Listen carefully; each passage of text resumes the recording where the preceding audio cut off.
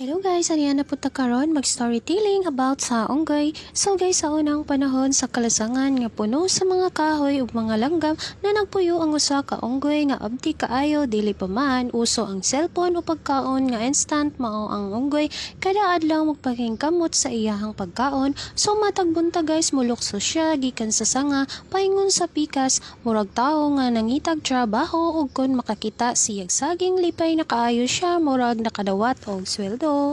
Pero ang labing nindot bisan walay sinina og balay nga sementado, malinawon iyahang kinabuhi ang hangin presko og tubig limpyo ug ang kahayag sa adlaw murag pahinumdum nga mas simple ang kalipay sa una mao bitaw ang unggoy guys. Sa unang panahon murag tawo usab makatawa, masuko og maningkamot para mabuhi usa siya sa mga nagpasabot nga ang kalibutan dugay na gyud puno sa kinabuhi nga magtuo sa paglaom og kalipay.